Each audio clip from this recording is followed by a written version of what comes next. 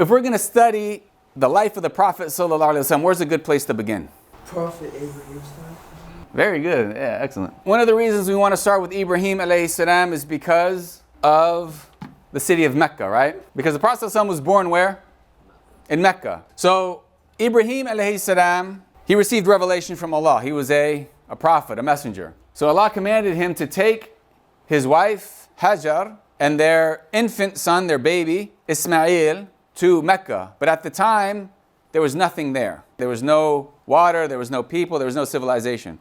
So he brought them there and he left them with some water, with some dates, and then he started to leave.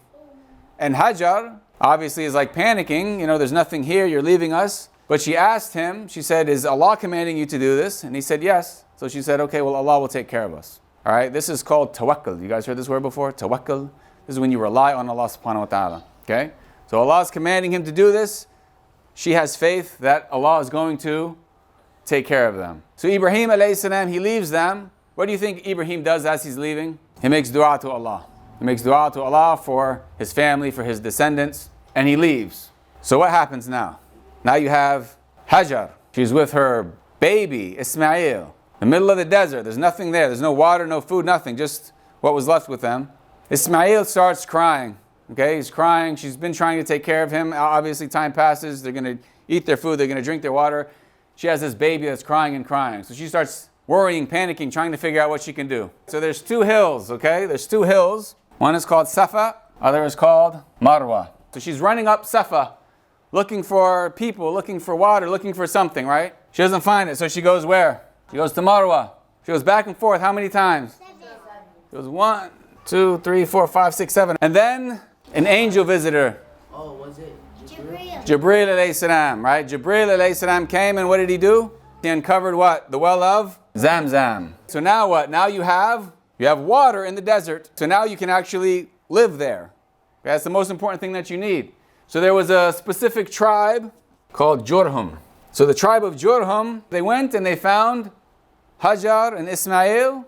Now you have a tribe that came. You have water so that they can survive. And this is when people started populating Mecca. This is why Ibrahim alayhi salam, this is an important place to start when it comes to the Prophet's life, because this is the establishment of Mecca.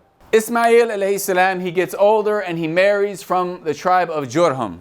Okay, the tribe of Jurhum are originally from Yemen. Okay, so they're Arabs, they speak Arabic. Ismail alayhi salam marries from them. Ibrahim alayhi salam comes back and visits, and what does he do with Ismail when he visits? He builds the Kaaba. Very good. They build the Kaaba, right? So Ibrahim alayhi salam and Ismail, they build the Kaaba. So while they were building the Kaaba, they're making dua to send these people a messenger. Prophet Muhammad sallallahu alaihi wasallam was an answer to that dua. So Allah answered that dua of Ismail and Ibrahim as they were building the Kaaba. This is in the Quran. What we're going to get into when it comes to the seerah is you have thousands of years in between Ibrahim alayhi salam, Ismail alayhi salam, and the Prophet alayhi salatu wasalam. So were the people from the time of Ibrahim and Ismail, were they always worshiping Allah alone and doing these rituals and everything up until the time of the Prophet alayhi salatu wasalam? What was going on during the time of the Prophet Muhammad sallallahu alaihi wasallam? Right, they were worshiping idols. At a period of time, and we know the person who introduced this into Mecca, they started bringing idols.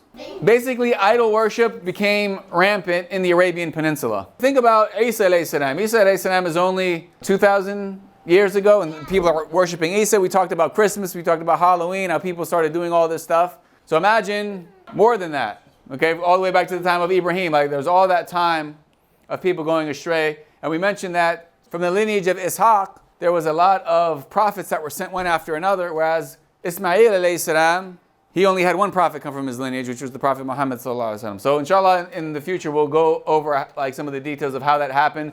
And it's important to know because the time of the Prophet sallallahu alaihi wasallam, they were worshiping idols, right? What did he call his people to? Stop worshiping idols. What's another prophet that told his people, stop worshiping idols? Yeah, all of them, but specifically Ibrahim alayhi salam, right? His people were worshiping idols. He told them not to. What about Nuh alayhi salam? His people were the first to worship idols, right? So what happens is that you have Tawheed, worshiping Allah alone.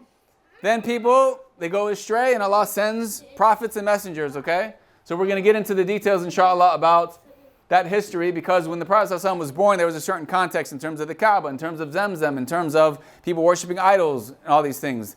And in order to understand these things, you need to know the history.